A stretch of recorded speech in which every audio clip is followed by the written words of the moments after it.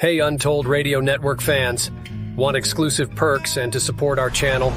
Introducing our YouTube membership program with 3 amazing levels. Get loyalty badges that level up to different cryptids the longer you're a supporter. How cool is that? You'll also get access to custom Bigfoot emojis and priority in chat. Upgrade to Backstage Pass for exclusive wallpapers, photos, status updates, discounted books, and merchandise. Go all in with the producer level for everything mentioned plus member shoutouts. Ready for an enhanced experience? Join now, pick your membership level, and let's make this journey even more exciting together.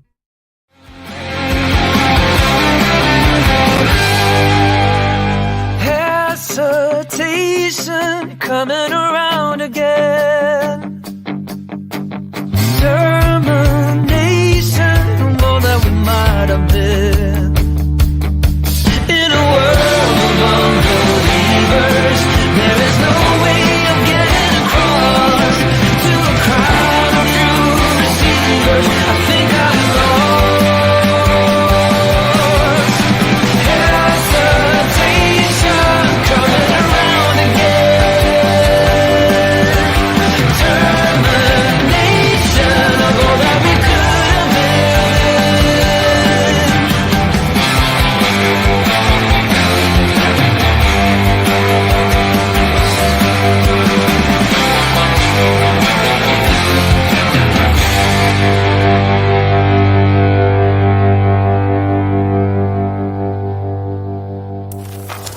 Disclaimer. Content is for entertainment only. Listener discretion and responsibility apply. The network is not liable for listener actions or consequences. Hello, my friends in Sasquatch land.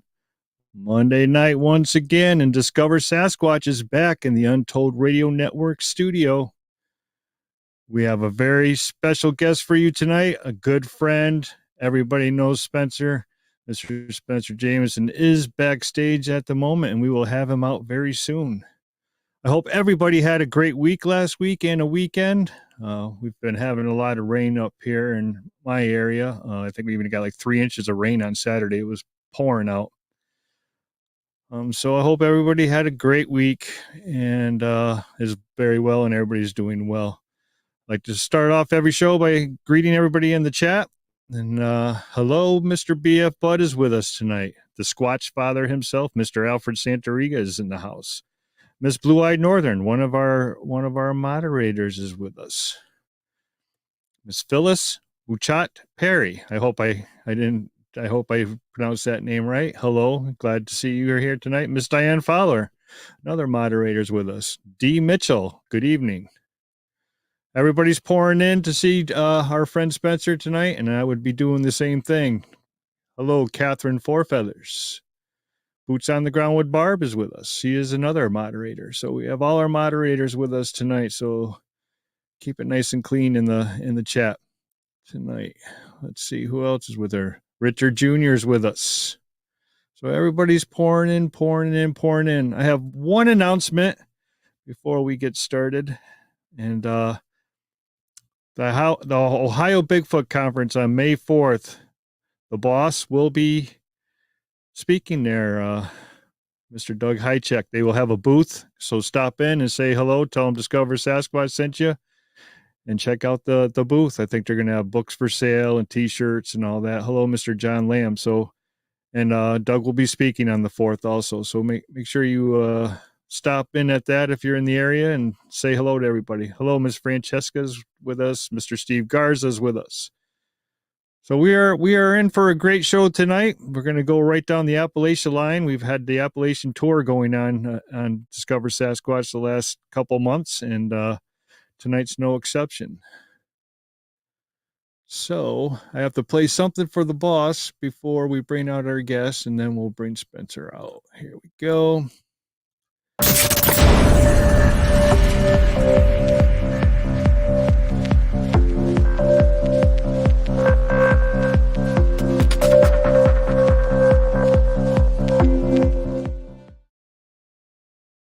Ladies and gentlemen, one of the good guys in Sasquatch investigating, Mr. Spencer Jamison.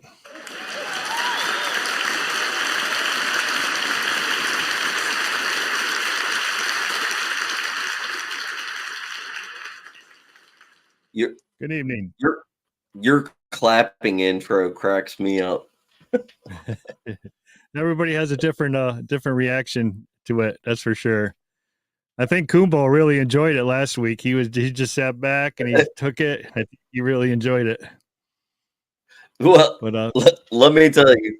So every time Kumbo is in public, Kumbo is going to be at the meet and greet that we are having. But every time Kumbo is in public, he's got a crowd of 30, 40 people standing around, and that man is a natural orator whenever it comes to just standing there talking to people and interacting with them and everything. And I need to get a clip of that clapping thing, so whenever we're sitting around and we got a table and we got microphones and a PA system and all that kind of stuff, I need a clip of that so that I can play that before Kumbo starts talking to everybody. all right. Well, before you get into your little introduction about yourself and your little background here, why don't you tell everybody what's coming up, and I'll put up the advertisement too. Let's see. Okay. All right. Well, hey, let me combine the introduction and the what's coming up and everything. My name is Spencer. If you don't know me, I have a channel along with a couple of my good friends called Woodwalkerz, with a Z on the end, Woodwalkerz, on YouTube, and we are having a meet and greet. I've been doing this for 7-8 years, and I credit everything that I know and everything I've experienced to a bunch of people that I was lucky enough to meet years ago. Everybody from the Bigfoot Outlaws and Kumbo, Mark Newbill, Larry Porch from Sawdust Beast, and Debbie Jones and the Sisters of the Moon, and Shelley Reed, and Mark Green, and Greg House, and of course Greg House and Misty are my co-hosts on the show. But people like that, Eric Tipton, Kane Michael, who really taught me a lot, and were willing to talk to me and show me everything. But we are having a meet and greet coming up very soon, and I look forward to it. Thank you. Yeah, that's the graphic that Chris designed. I think it's awesome. We got stickers made out of that. Heck, I got flags made out of that. But anyway, yeah, that's the meet and greet. It's coming up April 5th and 6th, and it's at Colson's Holler Campground in the middle of LBL, laying between the lakes. So we've already got a ton of people coming, but if anybody wants to show up, in the middle of the day and stop in and say hi and everything, feel free. Yeah. But so that's a little bit about me, and that's how I get into it. And yes, that's the meet and greet, and we're gonna have Kumbo set up with the PA and some other people too. They're all good people. Now, I met you through Larry and Mark, the Beast Boys. That's how I met you, and then it just progressed. Everybody, once you, how do you want to explain it? Once you, it's like a domino effect with each other. One guy, you meet somebody, and then they tell their buddies, "Oh, Chris is a good guy. Talk to him." And then I've met so many people since that first meet with Mark and Larry. Then I met you, and then you introduced me to Eric and all the rest of them, and Kumbo and everybody. And then they introduced to, it's like you guys got a whole one big family down the Appalachian Trail, down that part of the country. Is it set up that way? Is that how you guys all interact with, each other on the trail, along the Appalachian there, one territory to the next? Well, and, I think in all honesty, like on our show, we always say that there's so much more connecting us than just like boogers. In the South, we call them boogers, but Bigfoot, there's so much more connecting us. I mean, we talk about fishing, hunting, wilderness survival or bushcraft, all that kind of stuff. We share recipes, or, the way that you set up a trot line. or hunting tips and all that kind of stuff. And I don't know how it is everywhere else, but the people that I've met that like run down this area, and y'all, I wish I could explain to you the way that we had met each other, and like literally it almost goes down the Appalachian Trail, the mountain train. Excuse me. And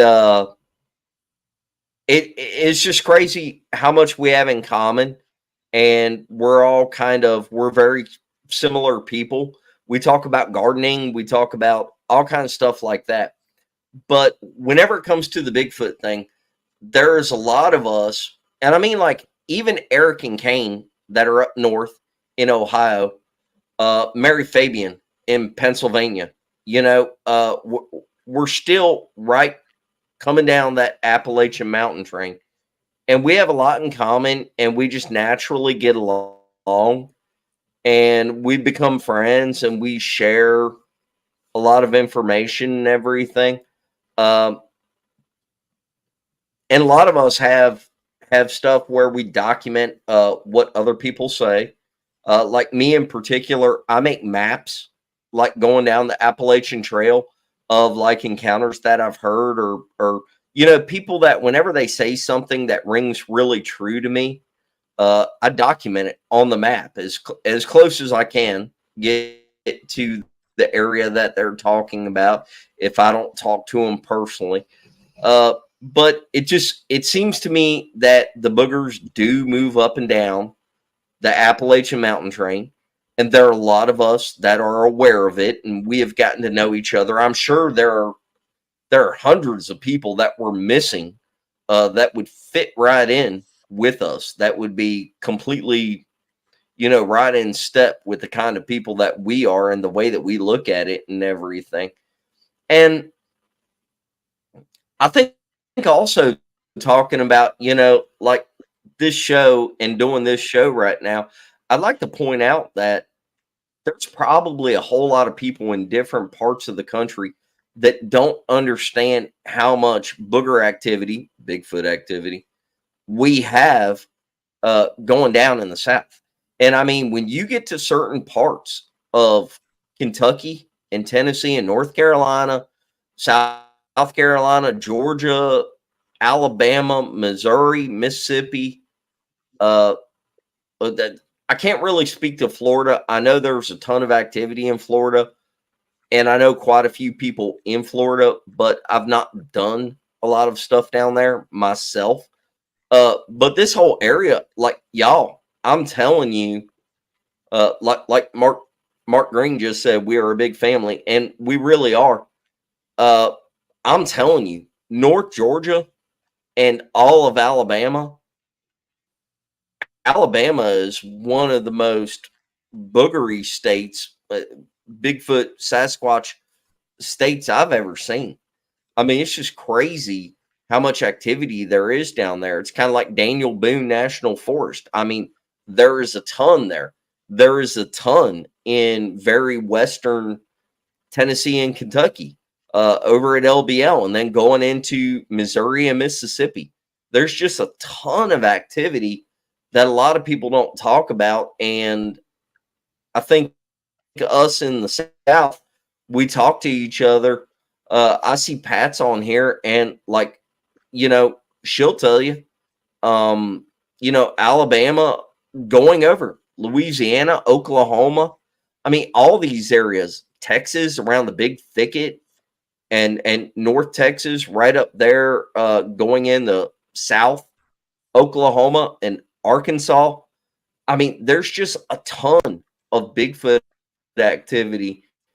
And I think because we're all, we have a lot of similar things in common, we all get along and we talk and we share notes, and we have just become like a, I don't know, just a group of family that all gets along and talks and shares information. Right. There's no second guessing with you guys down there. Sasquatch is real 100%. and you can go all the way down the 1,000. line and go each state, and everybody they won't look at you funny if you mention Sasquatch to someone, because they believe that they're there. They're either, well, I'm not talking 100%, you know what I mean, but mostly. Yeah.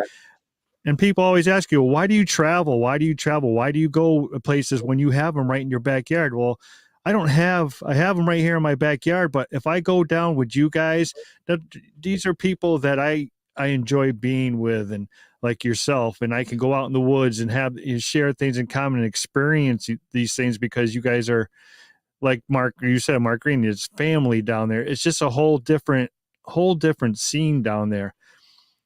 What do you think the biggest difference is between the North, from where I am from, and the South? What do you think? What do you think is the biggest difference between trying to find the Sasquatch in these areas?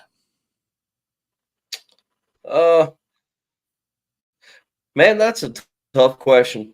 I think that, like, for example, I think that if you're talking about Michigan and Wisconsin, where there are a lot of reports of, like, not just boogers, but also dogman and everything, it always seems like it's an individual saying, hey, I had an experience, I had a sighting, something like that. Whenever you get down here, if you talk about, like, North Georgia or all of Alabama, or parts, the very western part of North Carolina, it's not just one person talking about it. It's like a whole community. It's not everybody in the community, you know what I mean? But there's a lot of people that are going to back you up and be like, yeah, we saw that. We found these tracks. We had, whatever. We had livestock go missing. All that kind of stuff. It seems to be, it's much more regional down here. Like, whenever you find booger activity down here, you've got a group of people that are saying the same thing, that are all, like, keying in on the same thing and talking about the same topic. I mean, I don't want to put anybody on the spot, but, like, Mark Green, it's hard to explain unless you understand the backstory. But, like, Mark Green being taught a bunch of stuff by Bill White and Tal Bronco, and so was Greg House, and so was several people. They kind of formed a team, a coalition, if you will, and they were recording the reports that they were getting, and they were looking at them, and they were going around and asking people in those neighborhoods. And I guess maybe people down here are more open to talk about it. It's still not as prevalent as what you would think.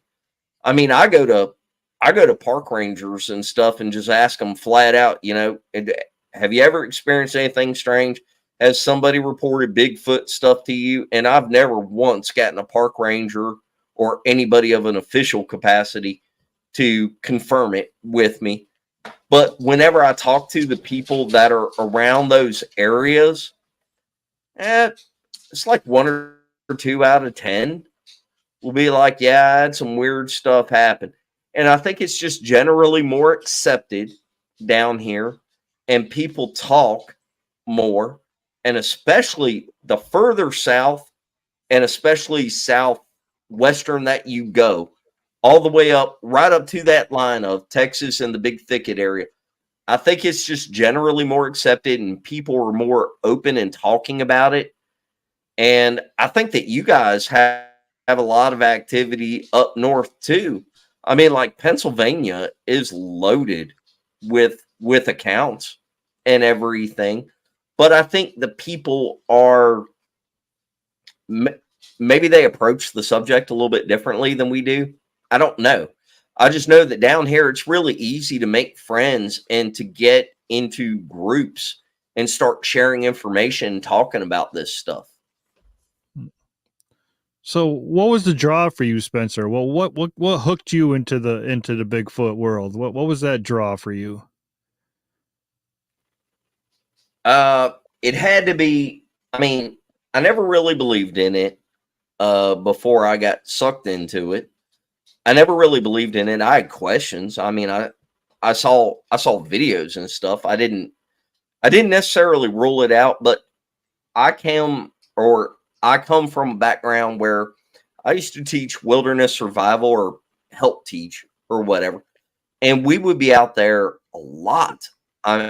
I mean, every 3-4 months we were doing seminars and all that stuff. And I mean, I grew up hunting and fishing like a lot of people. And, you know, I just thought in my head, hey, if this was real, I would have seen something, some aspect. And whenever I just accidentally stumbled upon some of MK Davis's videos while I was homeschooling my kids. And then I got to looking into it and chatting with some of the people, specifically people from the Bigfoot Outlaws. And they told me stuff to look for, and I go out, and sure enough, I find some of the stuff. Excuse me. Fighting a little bit of a cold.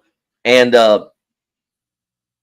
man, I tell you, whenever I first started finding like structure and everything, in my head, I was thinking there's got to be another explanation for this because, you know, surely I would have experienced something beforehand. But whenever I went on an outing with the Outlaws, that was the first time where a lot of stuff happened. Eric Tipton actually was one of the people that invited me. And that was the first time that I met him and Kane, Mark Newbill, Larry Porch, Debbie Jones, Shelly Reed, Slade Monk, a lot of them. And we just had so much happen that, I mean, everything from trees being pushed over and branches broke and stuff thrown and screams and howls and just the weird, creepy feelings, all that kind of stuff. I might be wrong, but I think we found a couple tracks. But I've said before in other interviews, you know, the time at the graveyard, there was a kid's graveyard up there, and I thought they were just messing with me, taking me to a graveyard. I thought they were trying to just freak me out or whatnot, and I was completely prepared that nothing was going to happen. And whenever a tree got pushed over and branches got broken, things got thrown at us, but the creepiest thing was the feeling. I mean, it was like static electricity in the air. It was like somebody hit a switch, the bugs got quiet, and you could feel it. Like the hair, you know, stood up on the back of your neck, and you could feel it tangibly in the air. Something was there. And I mean, after that, you know, the very next night, me and Larry Porch and Debbie Jones went camping off by ourselves. And there was stuff, I thought it was just like acorns and stuff falling out of trees. And every time, excuse me, I'm sorry, y'all. And every time something possibly got thrown, I was like, that's a walnut or acorn falling or whatnot.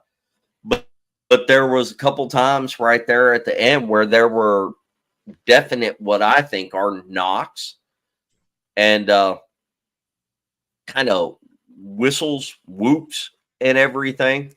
I mean, whenever I left there, there was no doubt in my mind that there was something out there, and I didn't know anything about it, but I was determined to find it, and spent the next, whatever, 6-7 years, 7.5 at this point, going out looking for it, and made a lot of friends and been all throughout part of the country looking for these things. And I've had a lot of other experiences since then, but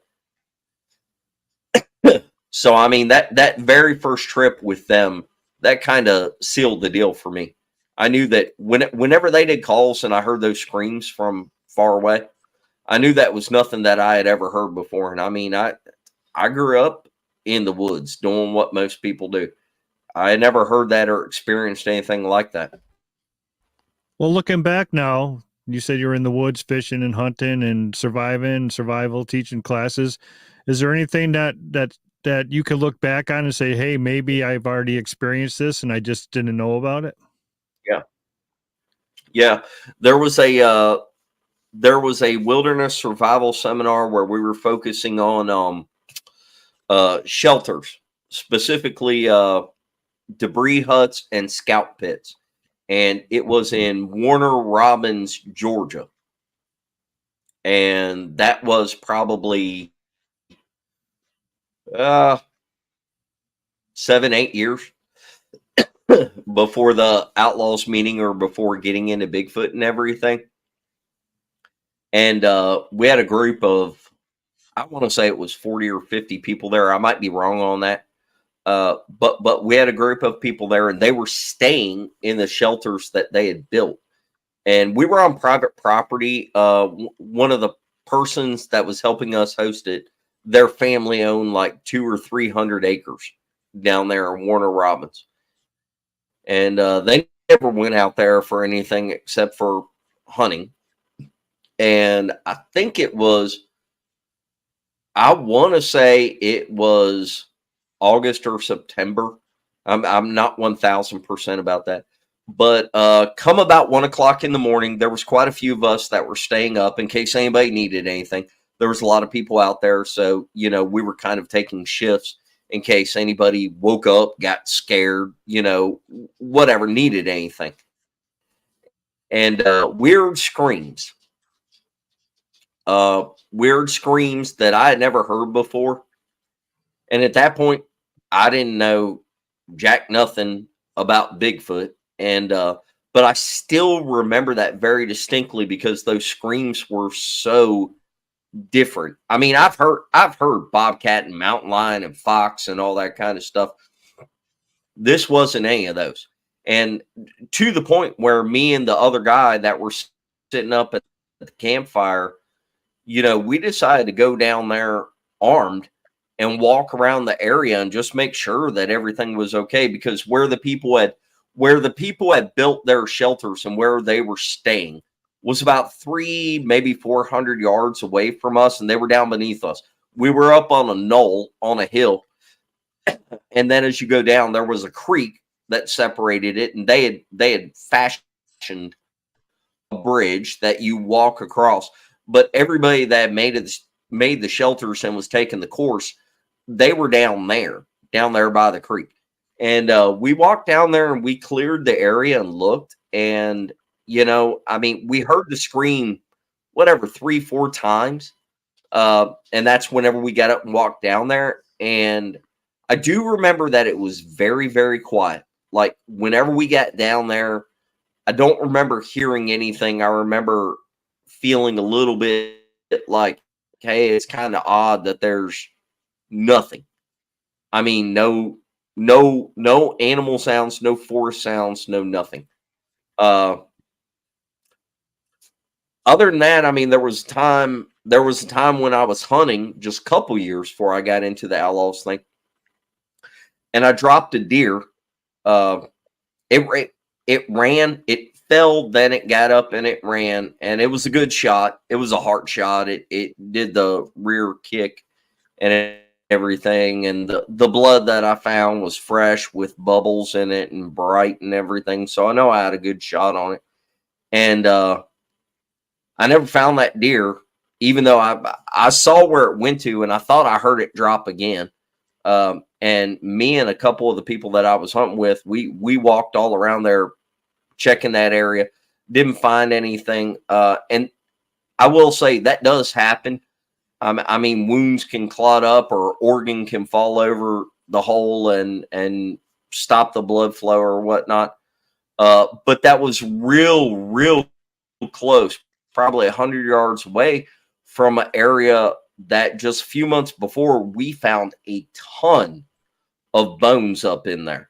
I mean, a ton, like probably 20, 30 carcasses of deer, fox, coyote, other stuff. I mean, we didn't know what to make of it then.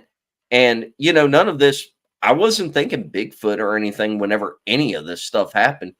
I mean, knowing what I know now, I would love to be able to go back and look at those areas and look for like structure and tracks. But, you know, none of that was on my radar.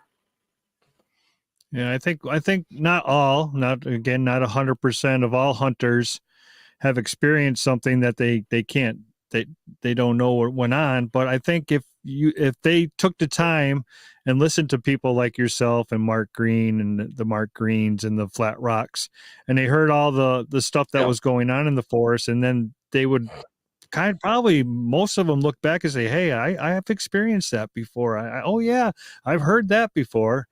But they don't know anything about Bigfoot because you're taught it's nothing to do with Bigfoot. So I think if they took the time and were interested enough, and, you know, to get that interest is not an everyday occurrence to a lot of people either, you know, say, hey, I'm going to start looking for Sasquatch. It just doesn't happen like that. But I think they would have situations that they could definitely compare to Sasquatch activity. You know, I think like even down here where we have a culture of fishing and hunting and camping and I mean, maybe it's a, you know, maybe people up north do as much as we do with the outdoors. I don't know. And I don't want to misrepresent anybody or anything. But down here, we definitely have a culture of fishing, hunting, camping, all that kind of stuff. And we spend time outside. You know, we grow gardens and we have dogs and livestock and everything. That's just the way that we do it. There's still, even though there are a lot of us that talk about it, there's a big hesitancy for people. I mean, you know, if I make a post on a Facebook page, like, for example, I'll go in like coon hunting chats or rooms, pages on Facebook, and ask if anybody has experienced anything weird. There's a lot of resistance. There's a lot of people like, no, you know, you're scared of the dark, or you're worried about the boogeyman or something like that. And I'm like, no, you know, if you had seen or experienced what I have, you would know that these things are real. I'm not asking for people to just accept that they are real, but I do wish that more people were a little bit more open and honest about some of the stuff that they had experienced, because I think there probably are a lot of people that have hunted, fished, whatever, gone solo backpacking, that have experienced a lot of this stuff, and they just, you know, maybe in their head, they just wrote it off as, oh, that's a bear, or that's just some critter in the woods. If you would actually stop and listen to the way that we're describing it and the way that these things act, there's probably a lot of people that have had way more interaction than what we realize. And they just, you know, it's in one ear and out the other, because as soon as you say Bigfoot, they're like, oh, Bigfoot doesn't exist. And they're just not gonna even entertain that as a possibility, you know? And that's sad, but I do think we have more people that are open about it here than other parts of the country. Yeah, nobody up here in the Northeast likes to talk about it. I'm thinking about putting an ad in the paper sometime and just say, hey, if you had an experience or anything, please contact me, because no one likes to talk about it up here. Even now, there's outdoorsmen here. There's people that fish and hunt here and have dogs and rednecks, you know, if that's what you want to classify them as, or whatever. For sure. But I was one before I started looking for Sasquatch. I was a big fisherman. I loved fishing. I would bass fish and walleye fish and tons of fishing all the time. And I've been fishing since I started the Sasquatch thing. But I used to go fishing with this old guy all the time for walleye, and we would dead stick at night, and it'd be 3 o'clock in the morning. And all of a sudden at this area, we would have boulders thrown into water, like big boulders, like splash, right? Didn't know anything about Sasquatch. We shined a light up. We seen red eyes, like red eyes shine. We thought it was an owl up in a tree, and we couldn't explain the rocks, but we never thought about it again until the next year when we came back and it happened again. I'm like, wow, that's kind of crazy. You know, it's happening and happening. Then I got into the Sasquatch thing, and then I heard about the rock. I didn't know they threw rocks. I didn't know anything. And then it turned out there was a sighting at that pond, like a legitimate reported sighting. So I told the guy to go fishing. I'm like, listen, Carl, there could be Sasquatch. That could have been Sasquatch throwing stones at us. He's like, BS. But those are big stones, and there was nothing else in that up there throwing boulders at us. So that just reminded me. You know, that just go ahead. I've had stuff thrown a couple times. Not nearly as many as other people that I know talk about. In fact, one time in Daniel Boone, it wasn't a rock. It was a giant clod of mud that came sailing across this area and hit a tree and broke up. And I mean, again, you know, if you know anything about boogers or if you've watched any of the podcasts, you know, people are quick to say that, you know, you can't throw something unless you got a thumb and can hold it and, you know, pretty big and you got an arm and all that kind of stuff. But the more I've gone through this, the more I look for kind of some of the smaller stuff. I can think of times where I've been in a tarp and I've got recordings of pebbles hitting the outside of the tarp. I had a tarp shaped into like a tent. It was really cold, and I had the ends closed and had hot rocks in there to warm it up. And I would hear a pebble hit the tent, and then probably 30 seconds later, like crunch, like something taking steps. And then 30, 40 seconds later, a pebble hit the tarp. And then crunch. And I mean, that went on for a few minutes. I got to be honest with you. I was awake whenever a lot of that was happening. And I mean, maybe it was overactive imagination. I'm willing to say that. I don't care. But it wasn't, to me, that was completely not anything that I had experienced before. And that was something sneaking up. So it's not always big, obvious things like the rocks being thrown or definitely a scream. I mean, I can remember a couple times where we've been out there and found like tracks and somebody was like, hey, I thought I saw something move. And we're all running action cameras like GoPros and recorders and everything. And a couple of us looked down. I was one of them. And the batteries are just dead. I don't know how you explain that kind of stuff. I attribute it to boogers. I really do at this point. But, I mean, so much of that stuff, it goes into forming your opinion of how you look for these things and what you're experiencing and what they actually do. And it's really hard for somebody that's never, that's not looking for it. It's really hard for them to talk about or even pay attention to.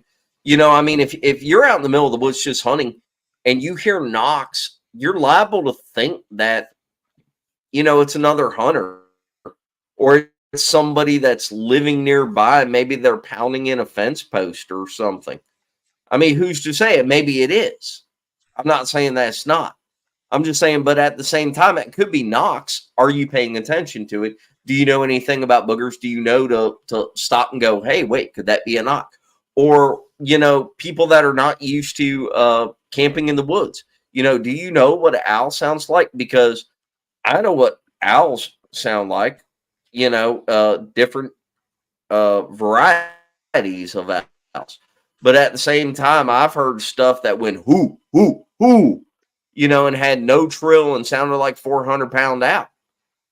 Experienced that at Mark Green's and, well, and one other place. But just saying, if you're not used to that, and you don't know to look for it, you're probably just like, that's an owl. I think that's what an owl sounds like. So there's probably a lot more people that have had experiences than they even realize, is my point. Yeah. Our common friend BF Bud actually got hit with one of those clumps you were talking about, one of those right square in the chest. And he was at his spot in West Virginia, and I guess he got squared in the chest with one of those mud clumps. So you spent thousands of hours, hundreds and thousands, no, maybe not thousands, but hundreds of hours in the forest. What made you go to the next step? What made you do the podcast thing? Why did you enter into that realm? The podcast thing, that's a whole separate thing. That's because Mark and Larry, and I love Mark and Larry. They have Sawdust Beast. Larry doesn't do a whole lot nowadays. Mark keeps going with it. Larry's still a part of it, but Mark keeps going with it and everything. And so I participated in that, and I was one of the people going out and trying to help find guests, but I was definitely in there moderating the chat and all that kind of stuff. But I was watching all these other shows. It just seemed to me like a lot of the other shows on YouTube, they were just trying. This is going to sound so wrong, especially on your show, Chris. It just seemed to me like all these shows were trying to be just so professional and very scientific and very detailed. And whenever the people that I hang out with and the people that I'm good friends with and everything, I'll pick up the phone and just call them and say, hey, I heard this the other night, and what do you think? And I'm not saying that we're trying to be unprofessional, but we definitely were not trying to go in the direction of being as professional and everything like that. Plus, going back to what I said earlier, I think there is so much more that connects us than just Bigfoot. I mean, at this point in my life, just having a show where all you talk about is Bigfoot, like just doing interviews and just getting the brass tack facts about somebody's encounter. I'm not saying that. I mean, I still watch a lot of shows that are like that and everything, and I appreciate them for what they are.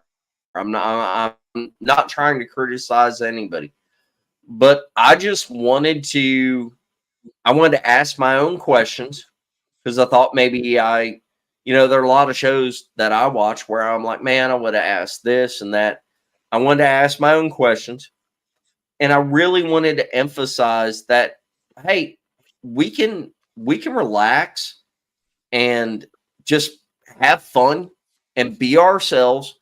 And it's not always about Bigfoot. And, there's other stuff that connects us. And also, I will say one more thing, and I think this is true. All of the stuff I'm saying right now about our show, I take into consideration Greg and Squirrel, Misty, because we're all very similar. And like Roger, Roger he's our unofficial member of the show, but so is Mark Green and everything. But there's so much more to it than just Bigfoot. And also there's a human element that we need to get to a point where we're being open and friendly and willing to talk to anybody. And a lot of shows, they interview big name people, and they're not willing to have on somebody that is like, man, I heard this crazy noise and something got thrown at me and I didn't see anything. And I want the people on that nobody has heard of before. I want the people on that nobody knows about. And I don't care if it's a small experience, big experience. I don't care if it's super impressive or you didn't see the thing. You got the creepy feels and you think maybe you saw eye shine and something made a grunt noise. I want to talk to them. I want to talk to those people, because I think that as a whole, as a community, the more of those kind of things that we talk to, because those are way more common than the person that's like, hey, I actually saw it. It's Class A sighting. It was 100 yards away. The other stuff is way more common than that. And I want to talk to all these other people and understand exactly what happened to them. And I think that maybe if we start operating more as just friends and a community instead of competing with each other, I think maybe we'll learn more. I mean, it's like you and I, Chris. We share notes and like try to do stuff. You're the person that told me about like the EMF and all that kind of stuff. I went out and got an EMF. What do you call it? EMF recorder or measurement thing, whatever. Yeah. And you know, the first time we use it, we had crazy stuff happen. Now I really don't know what I'm doing with it, and I've had stuff pop off with that before, but you and I compare notes, and you know, we're sharing stuff. I don't know if it'll get anywhere, but I mean, I think we've made progress just by being open and talking about it and everything. And that's why I want to do with the show. I just want to have more people on that are willing to talk about whatever they want to talk about and not held to a certain level. Yeah, no pressure, no back slack, no coming down on them because they think a different way. No, I'm with you. That's what I like. That's why I have the people on my show. I like, just like you, I like those backwoods people, you know, because they got it really going on in their places. I mean, most of them have them living in their backyard, and as far as I mean, you guys even look at Mark Green and Becca. They have on Friday Night Live. They talk about farming and clothing and anything, any topics. And then once in a while, you'll get that thing. Oh, Sasquatch took my watermelon, and you know they're opening up the rabbit cages, and you know. What's that? Well, now see, like Mark and Rebecca Green, they actually have a lot of activity that happens right there. So for anybody that ends up watching this show, Mark and Rebecca Green from Cedar Creek Bottoms Farmstead Life, their channel is a lot about farmsteading, and it's halfway or 1/3 about Bigfoot and everything. But they have a lot of people that they talk to in that area. I mean, in that area, boogers are pretty much a known, accepted thing. There's a lot of people that won't talk about it, but there's a lot of people that will talk about it. And on their show, they're going to have people on, you know, like Becca talks a lot about like how to splice plants and what you should be planting and rotating crops, you know, all this kind of stuff. And Mark will too. And Mark knows everything about like tractors and like the way to condition soil and all that kind of stuff. But there's a lot of people that he talks to, probably weekly, every other week, where people are sending him pictures and information, and he is actually going out there and looking at the stuff. And, you know, he doesn't share all of that publicly. That doesn't mean he's not experiencing it. I mean, Mark has access to more people that will contact him literally every week or every other week and say, look at these pictures, come over here and look at my house. And we had chickens go missing, or we had dogs go missing. And, you know, this guy had a deer that got hit on the road and drug out to the edge of the woods, and it goes missing, all this kind of stuff. Mark has access to a lot of stuff that he does not talk about and go into detail, but he's still working with it and experiencing it. And these are I guess my point would be, they're very real people. They're very down to earth people. A lot of us are, and not everything is about Bigfoot. And, you know, you need to learn to talk about more than just Bigfoot and everything. And going back to the way that we started the show, I mean, I really think that a lot of what we do more in the southern end of it, going down the Appalachian Trail, a lot of what we do is we communicate and compare notes about everything from farming and hunting and fishing to boogers. And we just, I don't know, we put it all together. And we're all like a big family. Yeah, it's great stuff. It reminds me of like the way back when they had the country switchboard and they had the switchboard operator in the middle of town, and she would say, hey, could you plug me over to the Greens place? And then they plug it in, and then all of a sudden everybody's at the Greens. Hey, did you see what happened down the street there? That's what it reminds me of, and I love it. I watch all your guys' stuff.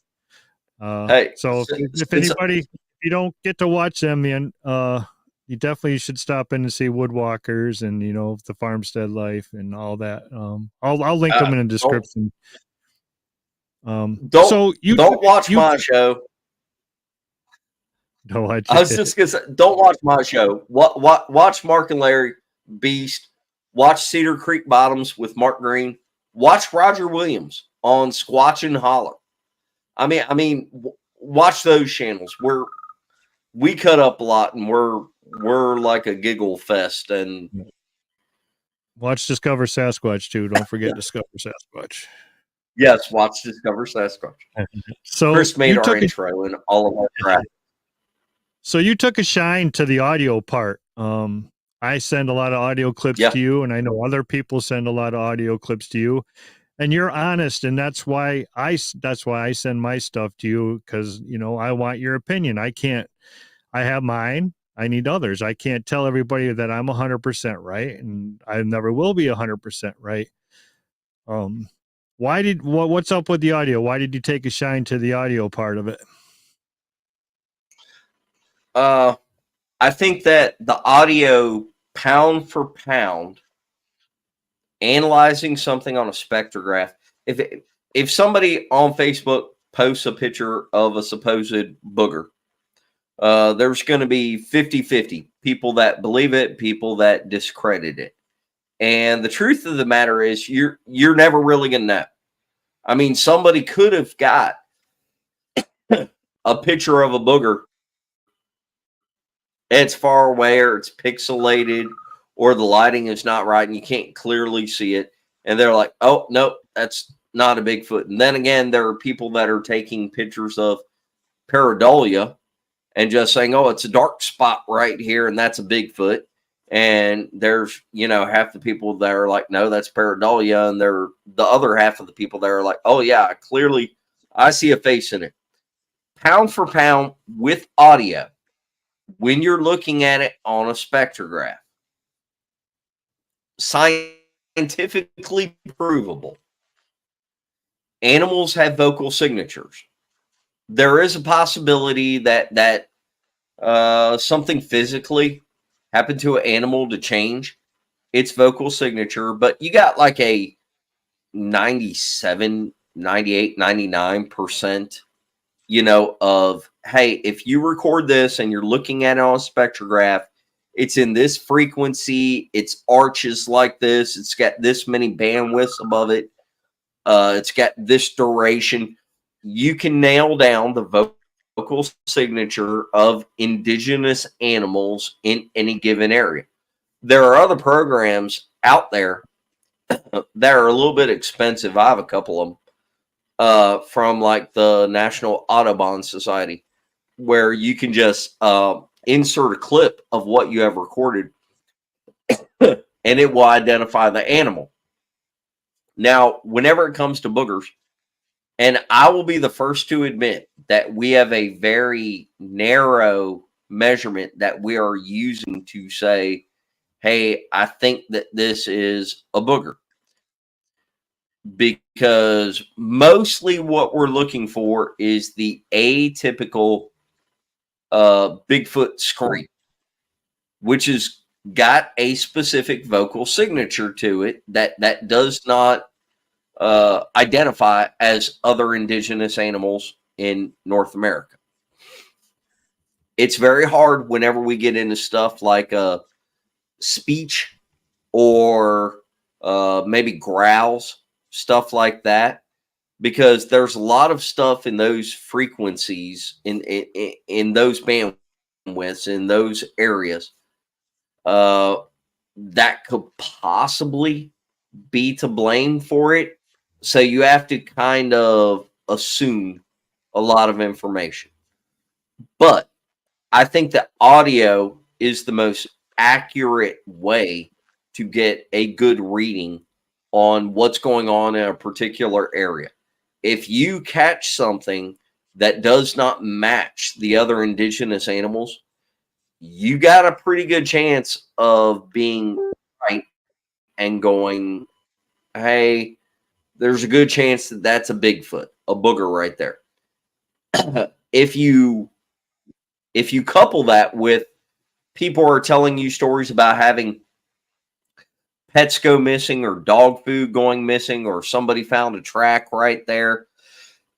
And then if you get really into the detail and you're looking at stuff like we have a confluence of, creeks coming into this river right here in this area, and there are fingers coming down from a certain elevation with S curves in the waterways or whatnot. Whenever you add all this stuff up together, audio gives you a ton of information, a ton. And I'm not saying it's 100% foolproof. I'm saying that audio compared to pictures and possible tracks and all that kind of stuff is a much better scientific backed reference. I have to agree with you. You can definitely draw a picture by leaving a recorder out in the forest and listening to what's going around, and you could hear it going to one spot to another spot and what it's doing, if it grunts, and then you can measure it all. You can figure out what hertz level it is and what, decibel levels they are. And it's definitely interesting. We're almost up at the hour mark already, like in the blink of an eye. If you guys got any questions for our friend Spencer, please, all in caps. I'll get a couple questions out of the way. I want to say thank you for coming on Monday night. I know Monday night's a tough night of the week. It's just getting started, and no better way to start it with other than Spencer Jamison on Discover Sasquatch is the way I'm looking at it tonight. Thank you for having me on. So you got any more information on the meet and greet before we get a couple of questions, or you said? Yeah. Normally we keep the location and the exact dates kind of to ourselves. It's nothing personal, but whenever we organize something like this, what we try to avoid is having a bunch of outside people possibly show up that would be willing to mess with us. Everything from doing knocks and screams to leaving fake tracks and all that kind of stuff. So we tend to keep that information close to our chest. But at this point, it's gotten out so much, which is crazy. It has nothing to do with me. It's just been broadcasted out at this point that pretty much everybody knows about it. Thank you, Phyllis. And we are going to have a lot of people there. Like this is going to be a lot of people. So I will go ahead and tell everybody the main meet and greet, the main area is going to be at Colson's Holler Campground in LBL, Land Between the Lakes. And it is April 5th and 6th. The campground has been paid for at this point, so nobody has to pay to camp there. But at this point, we have so many people coming that the group campground is probably going to be fairly well full. There may still be room for people to get in there. A lot of times people say that they're coming and then they don't show up. But there are other campgrounds around that people can camp in. They will have to buy a pass in order to camp there, but it's really cheap. I think it's $10, $12, something like that. But LBL is a really active area. I will say that this time of year is not the most active time of year, in my opinion. And there's going to be a lot of people camping there. So, the chances of something happening right there at the campground that we're staying at is probably not good. But LBL is a really, really impressive area. And if you've never been there, if you're just curious, if you want to meet a lot of people, we are going to have a lot of people. And y'all, some impressive, like big name people and everybody else. And we're going to have a good time and we're all going to get along. And hey, I hope everybody shows up at this point because we're going to have a ton of people. So if you're interested in coming, you can just show up. Yep. I was going to go, but it just wasn't in the cards for me this year. But next year, for sure. And basically what it is it's a conference that costs you nothing to go to, and you get to get up and personal with everybody, and then you get to meet everybody and cook. And I'm sure there's going to be some really good food there. I'm sure there'll be some good food. Yeah. I think Greg is going to bring one of those big cast iron cauldrons and make like a deer chili. And, there's going to be so many people that bring their own dishes, like a potluck kind of thing and everything. But, hey, I mean, even barring the food, there's going to be so many people that everybody is going to want to talk to. We're all going to get along. We're going to have a great time. And it's at Land Between the Lakes, y'all. I mean, it's a great area in and of itself. Right. That's one that, if you're in the area and you can make it, go. I wouldn't even hesitate. If I was down there, I would definitely go. And then when it works out for me, I got Greg House coming on the show, and he comes on the week after the shindig. So, and then I get to hear all about the shindig afterwards. So I'm looking Greg is one of the greatest guests. Like, Greg is one of the people that if I could ever tell anybody to stop and listen to this man, you should definitely listen to Greg. You should absolutely listen to House. Yeah, I'm looking forward to having him on the show for sure. Next week, don't miss it either. Next week, I'm having BF Bud and Adam Colt, the two of the members of Snellgrove, and we're going to talk about the thunder knock that we heard up there. Snellgrove. I'm still jealous about that. I wish I could go to Snellgrove. Yeah, we're going back again this year, so I'm looking forward to that. So Bud is a great man. Yep. Yeah, I've had a good time with him, and looking forward to many more enjoying trips with him. So thank you so much. I appreciate it. I'm going to let you get off the hook. I know you're not feeling that well. And thank you for taking time out of your Monday night. And I hope say hi to the kids and the wife for me. And I'll tell Maria you said hello. Okay, yep, ladies and gentlemen. Hey, check out Joe Pass, Squatching Cowboy. Sorry. Yeah. Had to throw that in there. Sub to everybody. Woodwalkerz, the Squatching Cowboy, Discover Sasquatch, Untold Radio. Sub away. It doesn't cost anything, and it takes you about a second. Just hit the subscribe button. That's all it takes. And please hit like tonight on this video too. That'll help get the word out, and more people will see the Woodwalkerz crew and hear more about the others too. So much appreciated. So thank you, my friend.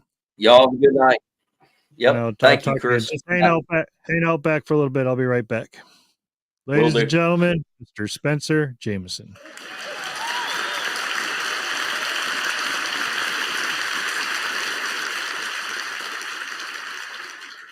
All right.